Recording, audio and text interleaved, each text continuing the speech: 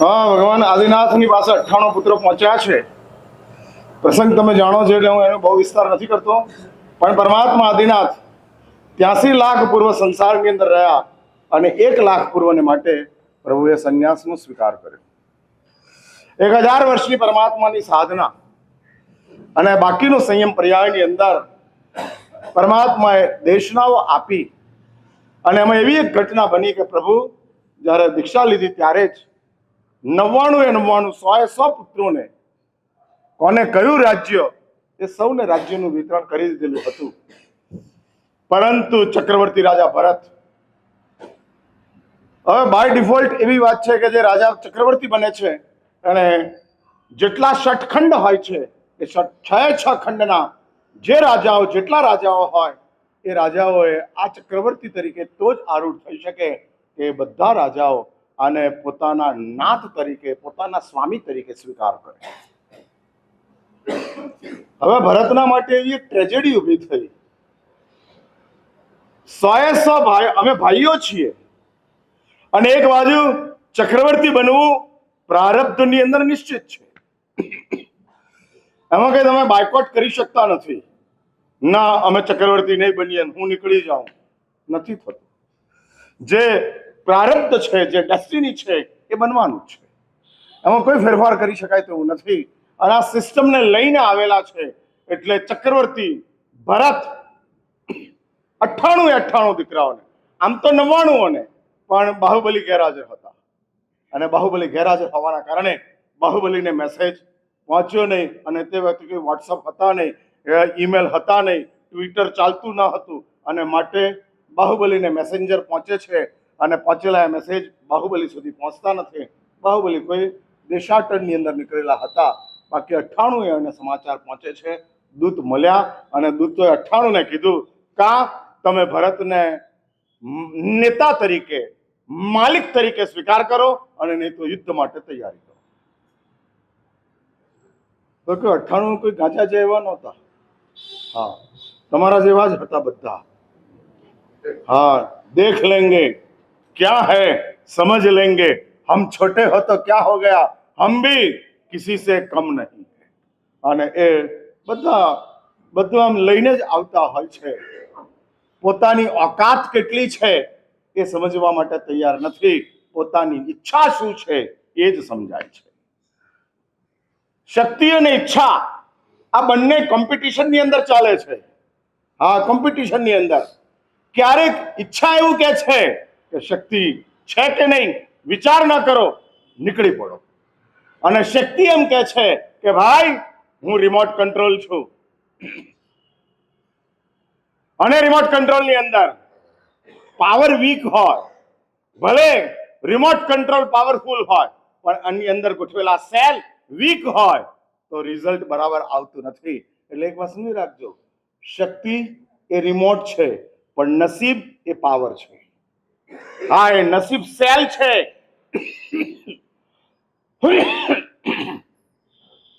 અને સેલ તમારા વીક હોય તો શક્તિ હોવા છતાંય રિઝલ્ટ ન મળે. સમજો છો ને? આમ રિમોટનું સાયન્સ ખબર છે ને તમને? રિમોટ દબાવવાથી સિસ્ટમ ચાલુ થાય કે સેલ હોવાથી સિસ્ટમને રિમોટ એક્ટિવ કરે? બોલો બોલો, તમારું સાયન્સ કયું છે? કમ્પલસરી છે કે સેલ અંદર બરાબર હોય તો જ રિમોટ કામ કરે, નહીં તો રિમોટ કામ કરતું નથી.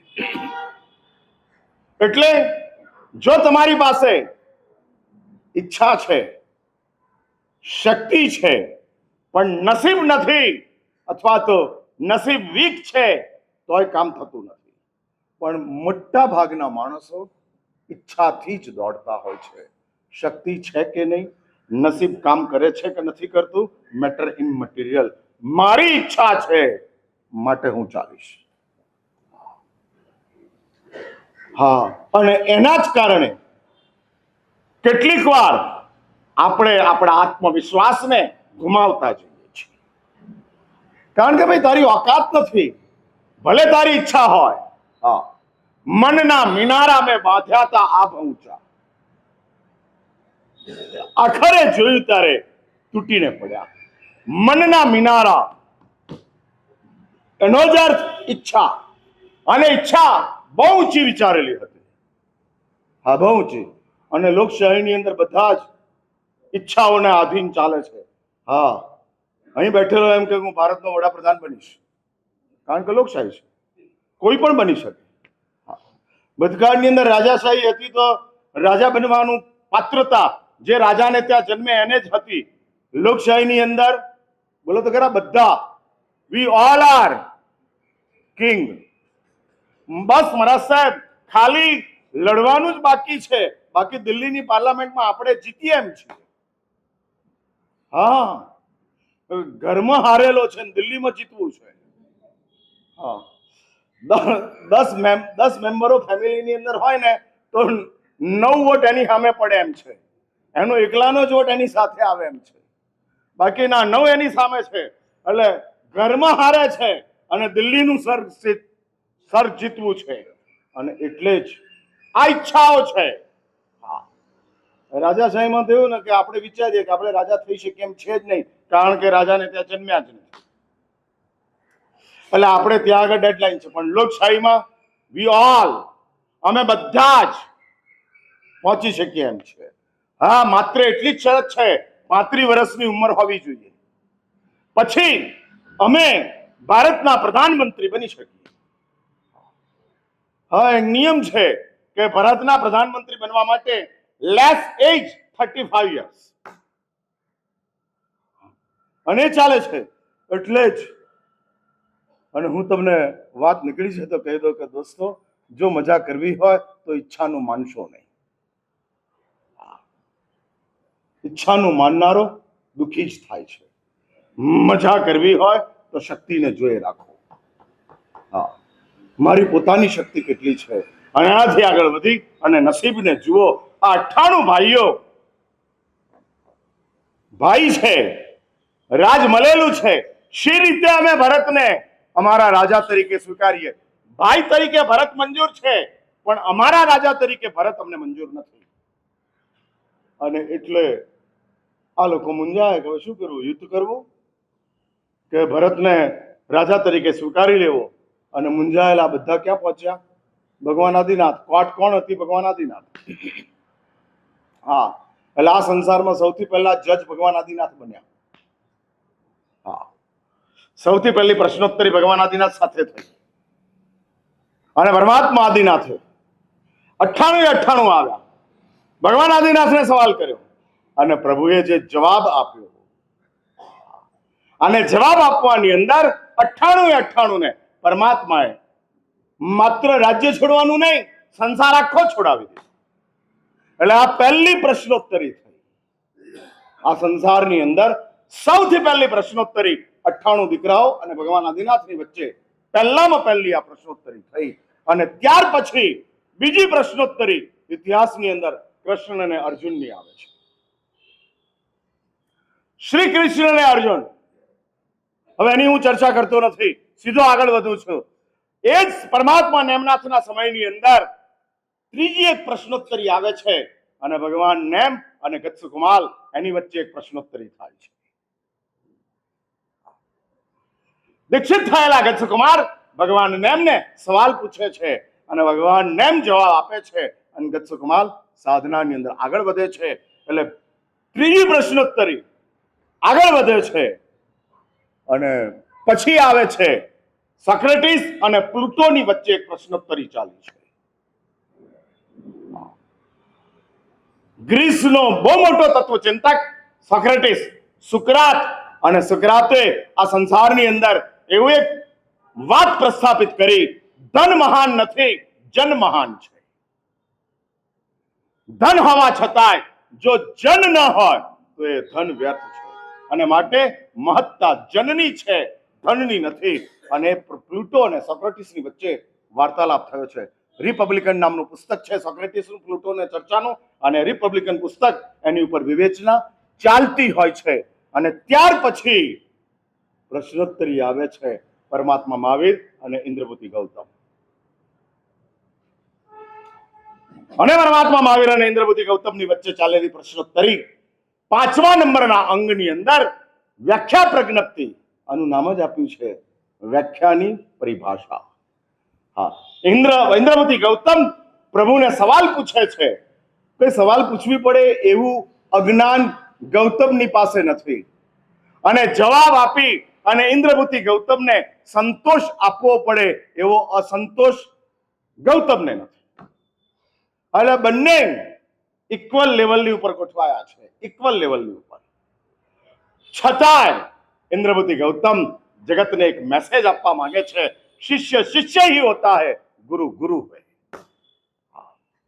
कुछ भी हो, चाहे इतना हम इक्वल हो, हम चाहे इतना गुरु से आगे हो, लेकिन शिष्य शिष्य ही है, गुरु गुरु ही है. અને આ મેસેજ જગતને આપવા માટે અનંત લબ્ધિના માલિક ઇન્દ્રપતિ ગૌતમ, 50,000 કેવલ જ્ઞાનીઓ ગુરુ ઇન્દ્રપતિ ગૌતમ. હવે આ ઇન્દ્રપતિ ગૌતમનો બાયોડેટા હું બોલી રહ્યો છું. આ રિઝ્યુમ તમે આપો ને, રિઝ્યુમ જોબમાં જવા માટે. અને ઇન્દ્રપતિ ગૌતમ 50,000 કેવળ જ્ઞાનીઓના ગુરુ, અનંત લબ્ધિના નિદાન. આ અનંત લબ્ધિના નિદાન પરમાત્મા મહાવીરના પ્રથમ શિષ્ય મીન્સ સ્વયં તીર્થ સ્વરૂપ છે, સંગ સ્વરૂપ છે. ઇન્દ્રપતિ ગૌતમ સ્વયં સંગ સ્વરૂપ છે. અને ઇન્દ્રપતિ ગૌતમ 4 જ્ઞાનના માલિક છે, અને 5મું જ્ઞાન નજીકમાં જ છે. આ નજીકમાં જ છે. એ ઇન્દ્રપતિ ગૌતમ પરમાત્માને સવાલો પૂછતા જાય છે, અને પ્રભુ કરુણાની સાથે જવાબો આપતા જાય છે. શું તે સમયનું વાતાવરણ હશે, શું તે સમયની ભૂમિકા હશે, અને કઈ રીતે પરમાત્મા અને ઇન્દ્રપતિ ગૌતમ સવાલ કરતા હશે, અને પ્રભુ અને કેટલી શ્રદ્ધતાપૂર્વક જવાબ આપતા જતા હશે. ઇન્દ્રપતિ ગૌતમ પરમાત્માને એમ પૂછે, પ્રભુ નરક કેટલી છે? અને ભગવાન એમ કે ગૌતમ 7 નરક છે. ભગવાન એવું નથી કહેતા કે ગૌતમ નરકની ખબર નથી. અમારા જેવા કહી દે, હા બિગેન પૂછવા મરાઠ નરક કેટલી, તો હું કર્યું અત્યાર સુધી? હા, આટલી ખબર નથી. એટલે અમને એવી ખબર હોય કે તમને તો આટલી ખબર તો હોવી જ જોઈએ. ભાઈ મારે એટલે કેટલો ખ્યાલ રાખવો તમારા માટે. હું એમ પૂછું કે 84 લાખ જીવ યોની મને ગણી આપો, તો તમે ગણી આપી શકો ને? પ્રતિમ કર્મણ કરનારાઓને પૂછું છું, હા, અને આમ 84 લાખ એની આમ ટોટલ કરી આપી શકો ને? એટલે આપણું આમ બેઝિક આલ્ફાબેટિકલ જૈન ધર્મના જે આલ્ફાબેટ કહેવાય, એ આલ્ફાબેટ તો પ્રેરણાતીર્થ વાળાને આવડે ને? કે હજુ ઘોડિયામાં જ છો? તમે આમ પ્લે ગ્રુપમાં આવ્યા કે ઘોડિયામાં છો? હા, એટલે બેબી હોમ પણ ચાલે છે. ગુજરાતીમાં ઘોડિયાઘર કહેવાય. અને ઘોડિયાઘરની અંદર છોકરાઓ આવે, મમ્મીઓ બધી કામમાં જતી હોય ત્યારે છોકરાઓને ક્યાં મૂકી જાય? હા, બેબી હોમ ની અંદર. તમારો નંબર ક્યાં છે? હવે પાપાઓને બેબી હોમ ના મૂકવા પડે. વ્યાખ્યાનો અમે રાખીએ ને, ઘણી વહુઓને શાંતિ થઈ જાય, 48 મિનિટ સુધી સાસુ પહોંચશે ત્યાં. હા, અને અમને આરામ. હા, 48 minute cut cut cut cut બંધ થઈ ગઈ. એટલે અમારા કેટલાક કામો તમારા સંસાર માટે બાય ડિફોલ્ટ ઉપકારી છે. હા, અને એમાં 8 દાડા વ્યાખ્યાન બંધ રહે એટલે શું થયું કે ચોમાસા પાલિતાણા કરવા જવું એ ધર્મ નહોતો. કયા શાસ્ત્રમાં આવે છે કે ચોમાસું કરવા પાલિતાણામાં જવું જોઈએ? ક્યાં મુકાયું છે? શા માટે પાલિતાણાની અંદર ચોમાસું? 50 દાડા સુધી ઘરમાં શાંતિ યાર. હા, આ ડોહા ડોહીઓની ચિંતા પતી, પહોંચો 50 દિવસ. હા, અને ત્યાં આગળ આરામથી સ્વાભાવિક રીતે. એટલે કેટલાક ધર્મો અંતરાયોને દૂર કરવા માટે, કયા અંતરાયોને દૂર કરવા? બધા તમે થોડા સ્પષ્ટ થઈ જાઓ. સેકન્ડ જનરેશનને જે અંતરાયો છે એ અંતરાયોને દૂર કરવા માટે પાલિતાણા અને પછી ગિરનાર ને પછી શંકેશ્વર ને પછી બાબુ એ બધે હવે સામૂહિક ચાતુર્માસો એનું એક આયોજન થતું જાય. કરોડો રૂપિયા એની પાછળ ખર્ચાતા જાય, કરોડો. રિટર્ન શું? બસ એ જ સ્ટીરિયોટાઇપ ક્રાઉડ પહોંચતું. એટલે 2024માં જે પાલિતાણા મળે એ જ 2025માં મળે. હા હા હા, માત્ર ધર્મશાળા બદલાય, મહારાજ સાહેબ બદલાય. હવે એવું હોય કે ગયા વર્ષે જે મહારાજની અંદર રહ્યા હોય એ મહારાજના ફોર્મની અંદર એને ન મળતું હોય એટલે પછી બીજા ફોર્મની અંદર, અને આવા તો કંઈક થતા હોય ને, કંઈક ચાતુર્માસો ચાલતા જતા હોય અને એની અંદર પહોંચતા જવાનું. એટલે હું એ કહેવા માંગુ છું, જે એક ભૂમિકા છે અને વાસ્તવિકતાની સાથે કામ ચાલતા જાય છે. મારી વાત એ ચાલે છે કે દેવાધિદેવ પ્રભુ મહાવીર ઇન્દ્રપતિ ગૌતમ જેવા મૂર્ધન્ય કક્ષાના જ્ઞાની, મૂર્ધન્ય કક્ષાના જ્ઞાની. કેવી કમાલ છે! જ્યારે ગૌતમ હતા ત્યારે પોતાને સર્વજ્ઞ માનતા હતા અને જ્યારે ઇન્દ્રપતિ ગૌતમ થયા ત્યારે પોતાને અજ્ઞાની માને છે. હા, 500 શિષ્યોના ગુરુ બનવાની અંદર ગૌતમને જે સુખ મળ્યું એ સુખ કરતા સમાધિ પ્રભુ મહાવીરના શિષ્ય બનવાની અંદર ગૌતમને પ્રાપ્ત થઈ. ગૌતમને એનું ગુમાન નથી કે હું 50,000 શિષ્યોનો ગુરુ છું, નથી એનું ગુમાન. હું અજ્ઞાની છું, હું પ્રભુનો શિષ્ય છું, હું અજ્ઞાની છું, એ વાસ્તવિકતાથી ગૌતમ બહુ જ સારી રીતે વાકેફ હતા. સમજાય છે મારી વાત? હું પાપી છું એનાથી તમે વાકેફ, કે હું ધર્મી છું એનાથી તમે સમજદાર? તમને શું લાગે? શું લાગે? હું પૂછું છું. હું હા ગઈકાલે જ આવ્યું હતું. હા, એટલે હું એ કહેવા માંગુ છું કે કઈ ભૂમિકા ગૌતમની આ ભૂમિકા છે. ગૌતમને એમ લાગતું હતું કે જ્ઞાની તરીકેનો મારો અહંકાર પ્રભુ મળવાના કારણે અજ્ઞાની તરીકે વાસ્તવિકતામાં ટ્રાન્સફર થયો. અહંકાર એ બીમારી છે, અજ્ઞાની અવસ્થા એ નિર્બલતા છે. હા, અજ્ઞાની હોવું એ વીકનેસ છે, અહંકારી હોવું એ ડિસીઝ છે, બીમારી છે.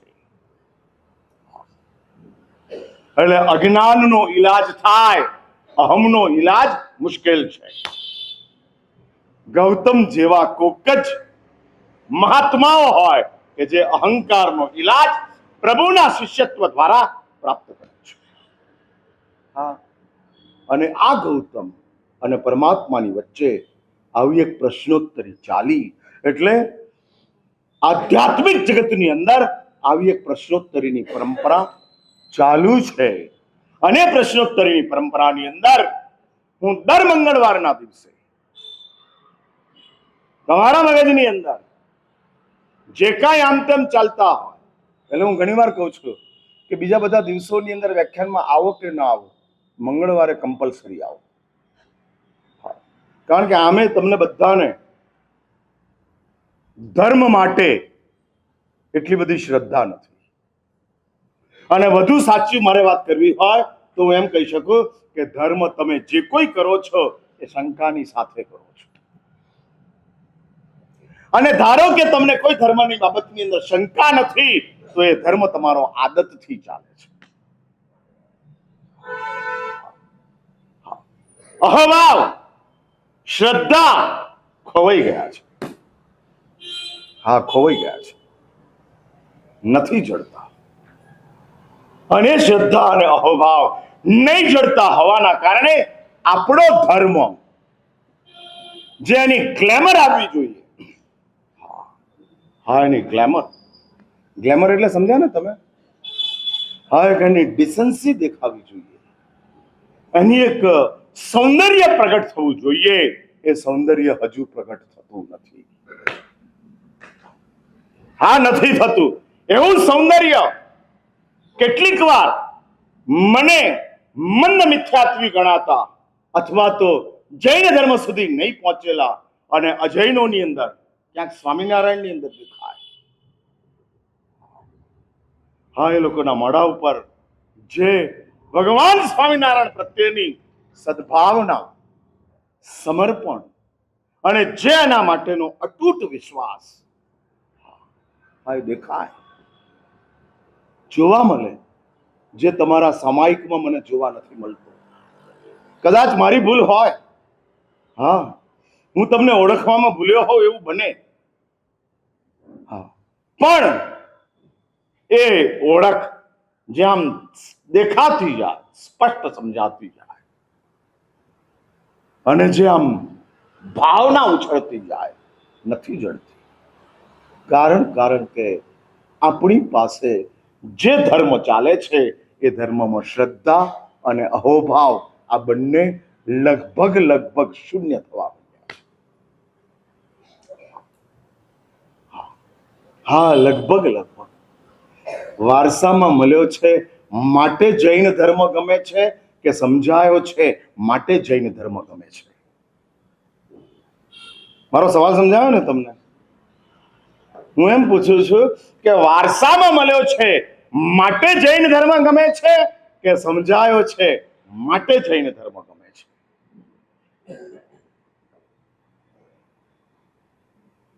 હું પ્રેરણા તીર્થવાળાને પૂછું છું, શું કેમ આટલા બધા સ્પેલ બાઉન્ડ છો?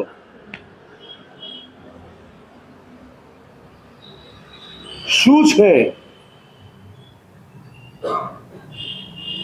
નવકાર સમજાયો માટે ગમે છે કે નવકાર મમ્મીએ આપ્યો માટે ગમે છે? હા, ગઈકાલે મને એક ભાઈ કહેતા હતા, એ મુંબઈ રહે છે, પણ એની સાથે વાત થઈને મને કહેતા હતા કે મહારાજ સાહેબ આપણે ચક્રવર્તી છીએ પણ ભિખારીની જેમ ફરીએ છીએ. મને કહે કે મહારાજ સાહેબ, હું 3 વર્ષ હિમાલયની અંદર રહ્યો અને ત્યાં આગળ મેં નવકાર મંત્રને સિદ્ધ કર્યો અને નવકાર મંત્રના ચમત્કારો મને પોતાને સમજાયા. 3 વર્ષ હિમાલયની અંદર રહીને કર્યા. મારા ગુરુ 140 વર્ષના છે અને આજે પણ હિમાલયમાં છે. દિગંબર સાધુ છે, પણ એમણે મને નવકાર આપ્યો અને નવકારના મહાત્મ્ય સમજાયા અને નવકારની સાધના મને બતાડી. મેં નવકારને સિદ્ધ કર્યો છે. અને બોલે, હા, અને જે એની ખુમારી, એનો જે વૈભવ, મેં એમને જોયા નથી, હું એમને મળ્યો નથી, પણ એની વાતોથી આમ લાગે કે છલકાતો અહોભાવ રોવાડાની અંદર નવકાર હોય એવો અહેસાસ થાય, એવો અહેસાસ. અને આ નવકાર છે, આ સામર્થ્ય છે. એટલે જ फिर से जो बात बताई वो फिर से मैं रिपीट कर रहा हूं, सच बताओ, वारसा में मिला है इसलिए या समझ में आया है इसलिए? तो તમે મને પૂછો તો હું કહી દઉં, તમે કહો તો મારે સમજવું છે કે તમે ક્યાં આગળ છો. અને તો તમે મને કહો સાહેબ તમે ડાયગ્નોસિસ કરો તો હું કરી દઉં. શું કરું બોલો? હું કહું કે તમે કહો છો, જલ્દી. કઈ ભૂમિકા? ભાઈ, વારસામાં પારસમણી મળે પણ પછી પારસમણી સમજાય અને સમજાયા પછી એ પારસમણીને આપણે ડાઇનિંગ ટેબલ ઉપર ન મૂકીએ, તિજોરીની અંદર ગોઠવીએ. એટલે એમાં કશું જ ખોટું નથી. વારસામાં નવકાર મળ્યો તે એમાં કશું જ ખોટું નથી. જૈન ધર્મ વારસામાં મળ્યો પણ એ જૈન ધર્મ સમજાયો અને પછી ઉચકાયો. હા, આમ ઉચકાયો. અને ઉસકા આમ આઈનાની સામે તમે ઊભા હો ઓફિસે જતી વખતે, કપડાં સરસ મજાના પહેર્યા હોય અને કપાળ ઉપરનો ચાંદલો જુઓ અને તમને કપડાં દેખાય કે ચાંદલો દેખાય? તમે આમ સુટેડ બુટેડ થઈને તૈયાર થયા છો, ડિયોડોરન્ટ નાખેલું છે અને ડિયોડોરન્ટ લગાડી અને તમે તૈયાર થઈ, હાથની અંદર બેગ લીધેલી છે, ચાવી હાથમાં છે અને નીકળતા પહેલા એકવાર કાચની મુલાકાત લઈ લો અને તમે આરીસાની સામે ઉભા રહ્યા અને તમને તમારો ચાંદલો દેખાયો. સાચું બોલો, બાકી બધું માઇનસ થઈ જાય, એકલો ચાંદલો જ રહે કે ચાંદલો માઇનસ થાય બીજું બધું પ્લસ રહે? જલ્દી, વેર યુ આર, ક્યાં છો? હું આ જાણવા માંગુ છું. જે એક વાત યાદ રાખજો, જો તમને તમારો ડ્રેસ કોડ, જો તમને તમારું પોતાની પર્સનાલિટી એ જ યાદ રહેતી હોય અને ચાંદલો તમારા મગજની અંદર એટલી જગ્યા ન કરતો હોય જેટલું તમારા પર્સનાલિટી જગ્યા કરતી હોય, તો સમજજો તમને વારસામાં જૈન ધર્મ મળ્યો છે માટે ગમે છે. ચાંદલો ગમતો હોત તો સમજજો કે તમને જૈન ધર્મ સમજાયો છે માટે ગમે છે. એટલે હું પેરામીટર સાથે આપું છું, એટલે તમે તમારી જાતને જાતે જ ઓળખી શકો. મારા સુધી આવવું ન પડે. હા, મારા સુધી આવવું પડે એ હું રાખતો નથી. પેરામીટર્સ ચલો આજ સુધી ભૂલી જાઓ, હવે કરશો ચાંદલો. મારા ગુરુદેવ માટે એવું કહેવાતું હતું, પન્યાસ ચંદ્રશેખર વિજયજી મહારાજ એવું કહેવાતું હતું કે સેન્ટ ઝેવિયર્સ કોલેજની અંદર ભણવા માટે જતા હતા અને કપાળ ઉપર ચાંદલો હોય, હાથની અંદર પાણીનો ઘડો હોય, ઉકાળેલું પાણી પીતા હતા અને લોકો એને ભગત તરીકે કહે. અને મારા ગુરુદેવ અમને કહેતા હતા કે ઇન્દ્રબંધન તરીકે લોકો મારી છાપ ભગત તરીકેની રાખી, એનો મને આનંદ હતો. I was not depressed. I had in proud. હું એક ગૌરવની અંદર હતો અને ગૌરવ આપણી પાસે કઈ ભૂમિકાની અંદર. અને એટલે જ હું કહું છું, મંગળવારના દિવસે હું ધર્મ સમજાવવાનો પ્રયત્ન કરું છું, બાકીના દિવસોની અંદર ધર્મની વાતો કરું છું. હા, 6 દિવસ ધર્મની વાતો, 1 દિવસ ધર્મની સમજ.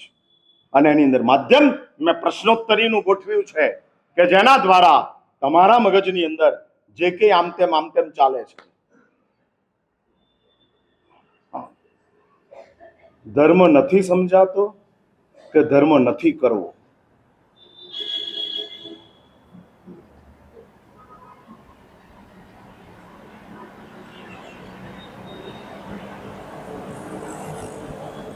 સાંભળ્યું ને? શું છે? ધર્મ નથી સમજાતો કે નથી કરવો?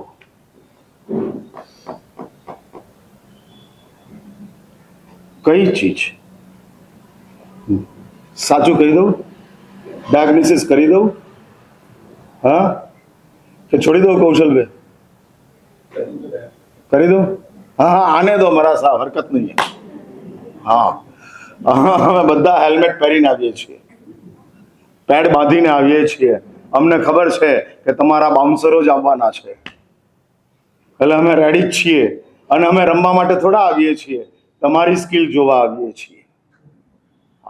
તમે કેવું બોલો છો એ નક્કી કરવા અમે આવીએ છીએ. હકીકત એ ચાલતી જાય છે. હા, એ ચાલતી જાય છે. અને આમ કેવી આમ વિષમતાઓ દેખાતી જાય, વિષમતાઓ કે જે વિષમતાઓની વચ્ચે આ ગોઠવાતું જાય. આ તો સારું છે કે પ્રભુએ એમ કીધું છે કે 5મો આરો છે, કલિકાલ છે, એટલે માથું બગાડવાની જરૂર નથી, છોડીને જવાની જરૂર નથી, આવું જ ચાલે. આ ભગવાને કીધું છે. અને માટે અમે આવું જ ચલાવીએ છીએ. સમજ્યા ને તમે? હા હા હા. એટલે મારું તમે જેટલું સાંભળો છો એના કરતા વધારે હું તમારું સાંભળું છું. અને એટલે આપણું આ ચાતુર્માસ રંગે ચંગે ચાલે છે. સાચું બોલા? આમ તમારા કારણે આ ચોમાસું રંગે ચંગે ચાલે છે, મારા કારણે?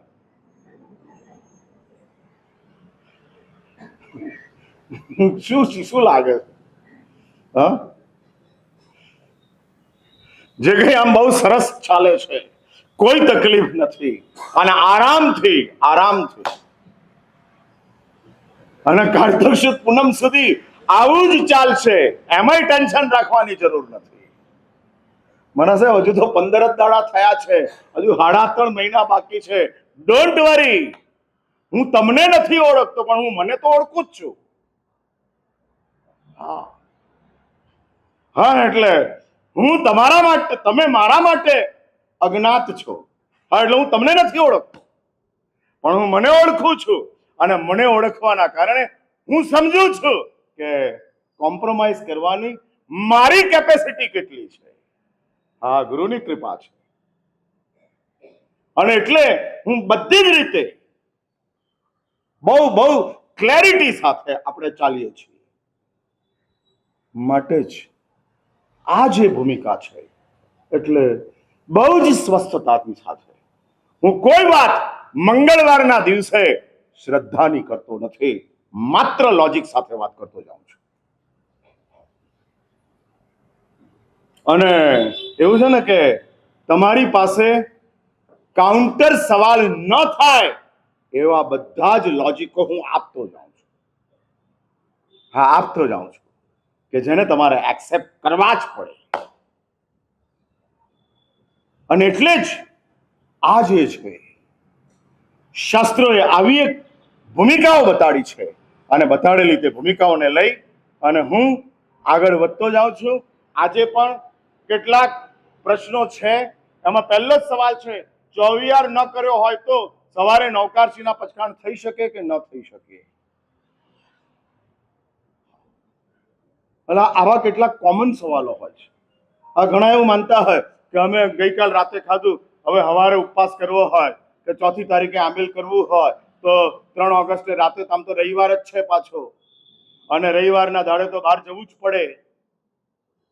હા, અને 4મી તારીખે સંઘે જાહેર કર્યું છે કે આપણે બધાએ આંબીલની અંદર જોડાવાનું છે. અને મારા તરફથી આ તમને નમ્ર સૂચન છે. કારણ અમારા ગુરુદેવ અમને વારંવાર કહેતા હતા કે ઉપવાસ કાયમી થઈ શકે તેમ નથી, પણ આંબીલ કાયમી થઈ શકે તેમ છે. અને માટે જ હિમાંશુ શ્રીશ્વરજી મહારાજની સેવામાં હેમવલ્લભ સુરીને ગુરુદેવે મોકલ્યા. બાકી એ તો શિષ્ય ચંદ્રશેખર મહારાજના હતા, પણ ચંદ્રશેખર મહારાજના શિષ્ય બનવાના સદભાગ્યની સાથોસાથ હેમવલ્લભ સુરીની પાસે એક મહાભાગ્ય હતું કે હિમાંશુ શ્રીશ્વરજી મહારાજના વધારે નિકટના સેવક અને શિષ્ય બની અને તે રહ્યા.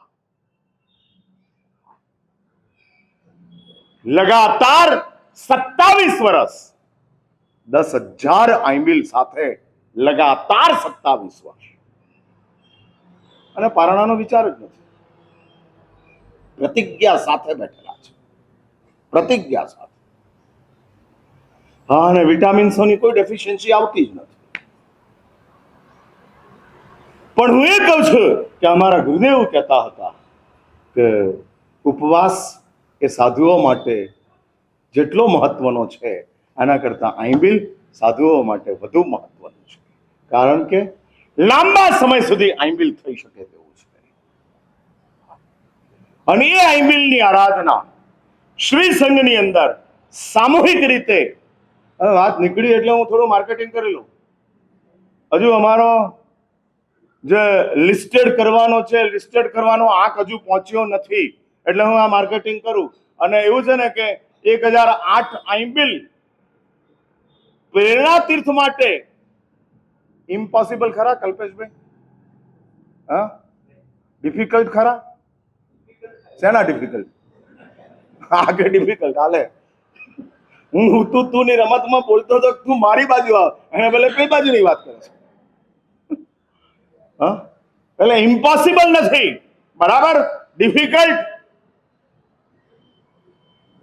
હા, શું? હા, બોલો ને યાર. હા, તો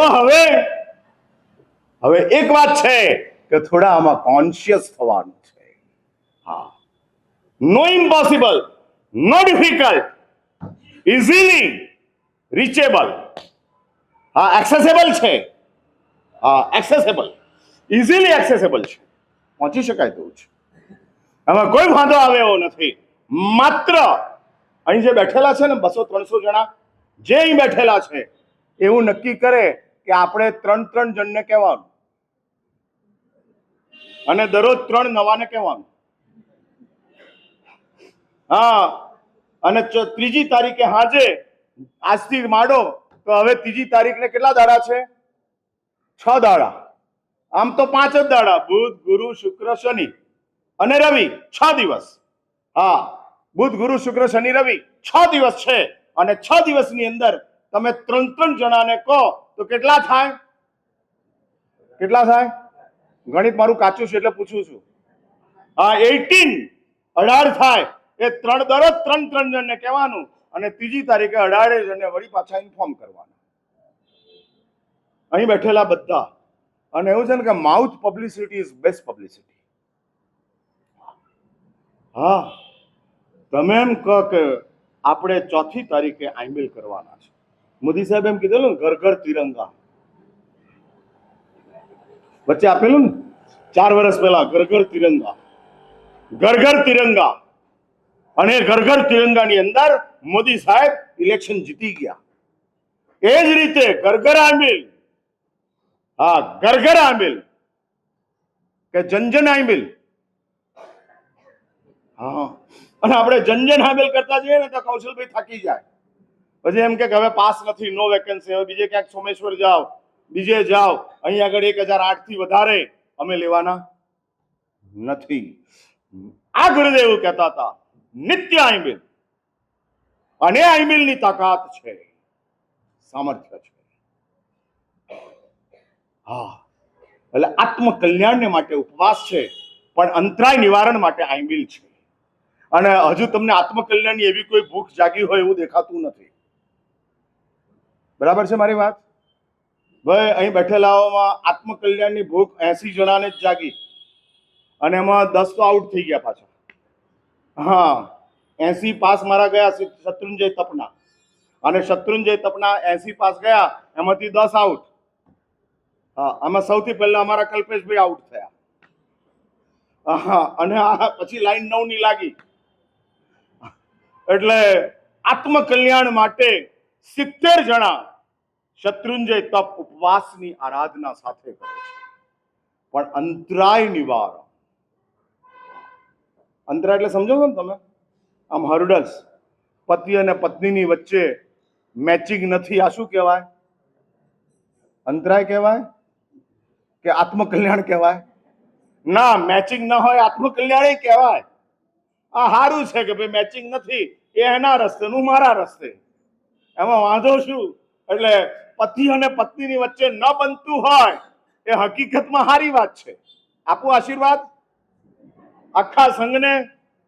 હા, કે ઘરમાં તમારું બને જ નહીં, અને માટે એટલે આ બ્લેસિંગ ઇન ડિસગાઇઝ, નેગેટિવ માંથી પોઝિટિવ. હા, નથી બનતું, સારી વાત છે, પણ એવું કોઈ આત્મકલ્યાણની તમારી ભાવના હોય એવું દેખાતું નથી. નથી બનતું, ન બને એવી ભગવાનને પ્રાર્થના કરો ખરા કે મારા સાહેબ અમારું, મારું, મારી પત્નીનું નથી બનતું, હવે કાયમને માટે આવું રાખજો. નથી એટલે પતિ અને પત્નીની વચ્ચે નથી જામતું, દીકરાને હજુ ઠેકાણું પડતું નથી, દીકરી ઉંમર લાયક થઈ પણ હજુ કોઈ મૂર્તિઓ જડતો નથી. આવા બધા અંતરાયો તમને ડિસ્ટર્બ કરે છે? યસ કે નો? એમાં તો બોલો યાર, આટલા બધા રોબોટ કેમ છો? આત્મકલ્યાણ તમારે નથી જોયું તો માન લ્યા, ચલો ભૂલ જાઓ, પણ અંતરાયોમાંથી તો બહાર નીકળવું છે ને. તો આ 4 ઓગસ્ટનું આઈબિલ, અને આઈબિલ શાસ્ત્ર એવું કહે છે કે અંતરાયોના નિવારણ માટે. એટલે આ આઈબિલની આરાધના અમારા ગુરુદેવ અમને કહેતા હતા અને આગળ વધારતા જતા હતા. આઈબિલ કરતા જાઓ, આઈબિલ કરતા જાઓ. કારણ કે વિગયથી દૂર થવાનું છે. અને વિગય બહુ મોટી આધ્યાત્મિક જગતની ચેલેન્જ છે, બહુ મોટી ચેલેન્જ છે. મોટા મોટા માંધાતાઓ આ વિગયોની વચ્ચે ડૂબીને ખતમ થાય છે, સમાપ્ત થઈ જાય છે. વાત એ છે કે આગલા દિવસે ચોવિયાર ન થયો હોય તો બીજે દિવસે આપણાથી ઉપવાસ કે નવકાશી થાય કે ન થાય. શાસ્ત્ર એવું કહે છે કે ઉપવાસનું પચખાણ, નવકાશીનું પચખાણ અને તિવિયારનું પચખાણ એ સેગમેન્ટ જ અલગ છે. હા, સ્નાન ન કર્યું હોય તો ડોક્ટરને બતાવડાય, પણ રિસેપ્શનમાં ન જવાય. બરાબર ને? હું જે બોલું છું એ બરાબર છે ને?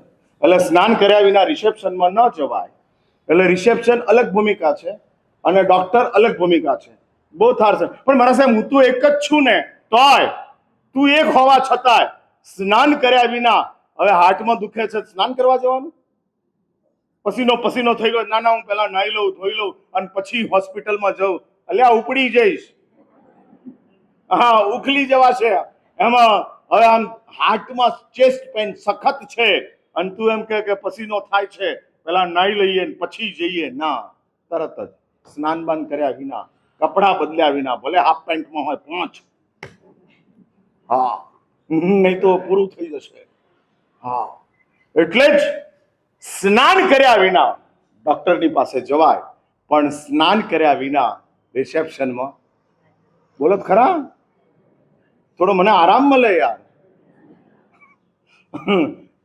હજુ 20 દાડે હું સફળ થયો નથી તમને બોલાવવામાં. હાલતા જ નથી, જીભ હાલતી જ નથી. નીચે તો બહુ હાલે છે, હા, ઉપર સુધી અવાજ આવે છે. એટલે જો સ્નાન અને ડોક્ટર બે અલગ છે, એ જ રીતે ચોવિહાર અને નવકાશી બે અલગ છે. અને માટે શાસ્ત્ર એવું કહે છે કે રાત્રિ ભોજન કર્યું હોય તોય બીજે દિવસે તમારે ઉપવાસ કરવો હોય તો કરી શકો છો. તો નવકાશી તો સુતરામ કરી શકો, કોઈ હરકત નથી. પણ એમાં કોઈ પચખાણનો ભંગ નથી થતો. ના, પણ તમે આગલે દિવસે તમે રાતે ખાધું અને બીજી દાડે સવારે તમે ઉપવાસ કરો, તે ઉપવાસ 100% ના ગણાય. ના, 100% ગણાય. પણ એક કોમન સેન્સ વાપરવાની છે. કોઈ એમ કે સવારે 4 વાગે હું ખાઈ લઉં પછી 6 વાગે ઉપવાસનું પચખાણ લઉં, આ તો બદમાશી છે. હા, બદમાશી છે. જીએસટી નો ન લાગે એટલા માટે કોકે ચંપલની દુકાનમાં ડાબાનું બિલ અલગ બનાવ્યું, જમણાનું બિલ અલગ બનાવ્યું. હા, જીએસટી ન લાગે. આખી પેરનું તમે બિલ બનાવો તો જીએસટી લાગે, પણ ડાબા પગનું જૂતું અને જમણા પગનું જોડું અલગ અલગ વેચ્યું એટલે જીએસટી ના લાગે. આ તો સરકાર કે કાનૂનની સાથેની આપણી બદમાશી છે. ત્યાં તો કદાચ તમે કમાતા હશો, પણ અહીંયા આગળ તમે લૂઝર છો. અને એટલે જ એક વાત સમજી રાખજો, જૈન ધર્મ જે વાત કરતો જાય છે એની અંદર સંપૂર્ણ બેલેન્સની સાથે વાત મૂકતો જાય છે. અને બેલેન્સની અંદર કહે છે કે ભાઈ રાતે ખાધું છે એ તારું પાપ છે, પણ એનો અર્થ એ નથી કે તું સવારે ધર્મ કરવા માટે નાલાયક બની જાય. ના, હા, એ પાપ છે. એ પાપની વાત છોડી દે. ધર્મ કરવા માટેની તારામાં જો ભાવના હોય તો તું કરી શકે છે. વધ આગળ. હા, આગળ વધ. એટલે અમારે ત્યાં ખૂન કરીને આવનારને દીક્ષા મળી છે. સાંભળ્યા છે ને તમે દ્રષ્ટાંતો? લોહી નીંગળતા હતા, ચિલાતીના હાથમાં તલવાર હતી, પોતાની જ પ્રેયસીનું ખૂન કરેલું હતું અને આમ લોહી નીંગળતી તલવારની સાથે ચિલાતી પહોંચે છે અને ચિલાતી દીક્ષા લે છે. હજુ તો ખૂન કર્યું છે અને દીક્ષા. જો ખૂનીને દીક્ષા આપી શકાતી હોય તો રાત્રિ ભોજન કરનારને ઉપવાસ કેમ ન અપાય? સીધી વાત છે. હા, આપી શકાય. હા, એવું ખરું કે ખૂની કરનારને દીકરી ના અપાય પણ દીક્ષા અપાય. સમજ્યા મારી વાત? શું સમજ્યા? એટલે કોઈ ખૂની છે અને છોકરાનો બાયોડેટા તમારી દીકરી માટે આવ્યો છે તો તમારાથી દીકરી ન અપાય એ હકીકત છે. પણ એ જ ખૂની તરીકેનો બાયોડેટા મારી પાસે આવ્યો છે અને મને એમ કહે છે કે મહારાજ સાહેબ खून कर दिया, बहुत गलत किया, तीव्र पश्चाताप, दुखी हूं और इस पाप से मुक्त होने के लिए मुझे मुनि जीवन का स्वीकार करना है. आप देंगे? અને એની પાત્રતા દેખાય તો દીક્ષા મળે. એટલે સંસાર જેને રિજેક્ટ કરે છે ને એને ધર્મ પાસ કરે છે. તમે વિચારો કે ધર્મ કેટલો બધો ઉદાર છે, કેટલો બધો સમજદાર છે. અને ઉદાર અને સમજદાર આ ધર્મ તમને એમ કહે છે કે આવી જા. हम भूतकाल नहीं देखते हैं, हम केवल प्रेजेंट देखते हैं. જોશીઓ ભાવિ જુએ છે, ધર્મ વર્તમાન જુએ છે અને સંસારીઓ ભૂતકાળ જુએ છે. હા, એટલે તમારા ગ્રહો તમને શું પરિણામ આપશે એ જોશીઓ કે. મને એમ પૂછો કે મારા સાહેબ મારું ભાવના શું કરશે, અત્યારે જ તને બદલી નાખશે. અને તમે મા બાપ હો, સંસારી હો તો ભૂતકાળ શું છે? કોકના પૈસા ડુબાડ્યા છે. અનિલ અંબાણીની કંપનીમાં તમે આમ શેર લો ખરા? હજુ એ ડીલ સ્ટેટ નથી થઈ ને, ઈડીના દરોડા ચાલુ છે, પણ હજુ Reliance energy, Reliance electric, Reliance gas, જે અનિલ અંબાણી જેનો હેડ છે એ માર્કેટમાં ચાલે છે કે બંધ થઈ ગઈ? મને ખબર નથી એટલે પૂછું છું. હા, ચાલે છે ને? હા, તારકે કીધું ચાલે છે. અને ચાલે છે એ જ બતાડે છે કે હજુ પણ તમે એની અંદર ટ્રેડિંગ કરો. ભાઈ, અનિલના કંપનીઓમાં ટ્રેડિંગ કરો. ના કરાય, કારણ કે ઈડીએ દરોડા પાડ્યા છે. ભૂતકાળ બરાબર નથી તો સંસારીઓ ભૂતકાળ જુએ, ધર્માચાર્યો વર્તમાન જુએ અને જોશીઓ ભાવિ જુએ. એટલે અમે વર્તમાનમાં બેઠા છીએ. આજે ત્યારે અત્યારે ઉપવાસ કરવો છે, લઈ લે. ખાધા પછી પણ કોઈ એમ કે મને હવે નહીં ખાવાની બાધા આપો તો ના આપું? અપાય કે ના અપાય? પણ એનો ઉપવાસ તો નથી. નહીં ખાવાની બાધા કેવી રીતે અપાય? હવાર ખાધેલું છે, ભલે ખાધું હોય, બાધા લેવા આવ્યો, આપી દેવાનું. હા, આપી દેવાનું, કામ પૂરું કરવાનું. મોટામાં મોટી તાકાત છે. એટલે જ ચવિયાર ન કર્યો હોય તોય નવકારશીથી માંડી ઉપવાસ અઠમ અઠ્ઠઈ માસખમણ સુધીના તપ થઈ શકે છે. એમાં કોઈ દોરાય નથી. માટે એવો કોઈ શંકા કરવાની જરૂર નથી. ચલો, બરાબર 9:08:44 થઈ છે. આપણે આ વાત પૂરી કરીએ. હવે વળી પાછા આવતા મંગળવારે મળશું ત્યારે આ વિષયની અંદર આપણે પ્રવેશ કરશું. મિત્રાત્મક આવે.